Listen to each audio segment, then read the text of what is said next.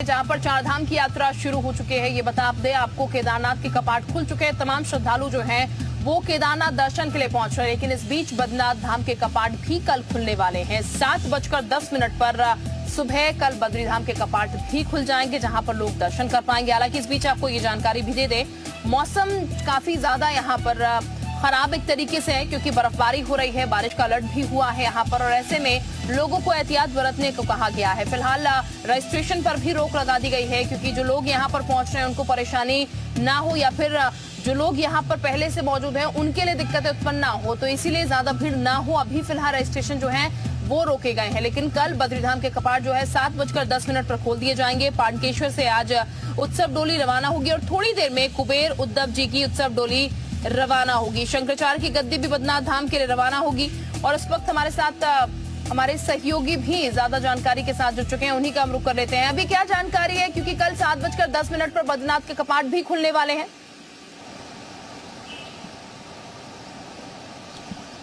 देखिए, बद्रीनाथ धाम के कपाट कल खुलने जा रहे हैं। 7:10 पर जो तय मुहूर्त है उसमें ये कपाट खुलेंगे, क्योंकि बद्रीनाथ धाम एक ऐसा धाम है जो भारत के 4 धामों में प्रसिद्ध है। मेरे कैमरा पर्सन दिखाएंगे, मैं अलकनंदा के किनारे इस वक्त हूँ। अलकनंदा बद्रीनाथ धाम से बहती हुई आगे गंगा में मिलती है, और फिर संगम होता है देवप्रयाग में भागीरथी और अलकनंदा का। बद्रीनाथ धाम की अगर बात करूं तो देखिए, बद्रीनाथ धाम में कल सुबह 7:10 पर कपाट खुलने हैं, क्योंकि भगवान बद्रीनारायण साक्षात वहां मौजूद हैं। जिस तरह से केदार में भगवान शिव की पंचमुखी चल विग्रह डोली आती है, ऐसा बद्रीनाथ में नहीं होता है। बद्रीनाथ में कुबेर जी और उद्धव जी की डोली आती है और उसे मंदिर में प्रवेश दिया जाता है।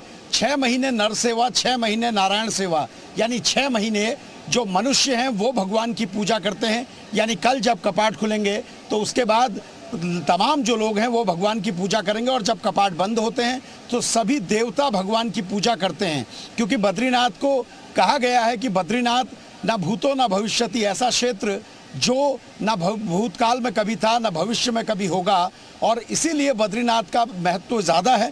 भारत के 4 धामों में ये शामिल है।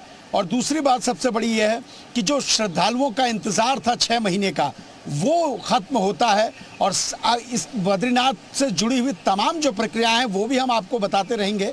लेकिन बड़ी चीज़ें ये हैं कि कल जब बद्रीनाथ धाम के कपाट खुलेंगे तो भारत के कई राज्यों से जो तमाम लोग आए हैं वो भगवान के दर्शन करेंगे। जैसा मैंने पहले भी कहा कि भगवान खुद वहाँ मौजूद रहते हैं। 6 महीने जब कपाट बंद होते हैं तो उनके साथ माता लक्ष्मी वहाँ पर होती हैं, लेकिन जब कपाट खुलेंगे तो लक्ष्मी की डोली बाहर आएगी और उद्धव जी और कुबेर जी की डोली अंदर जाएगी। ये जानकारी साझा करने के लिए।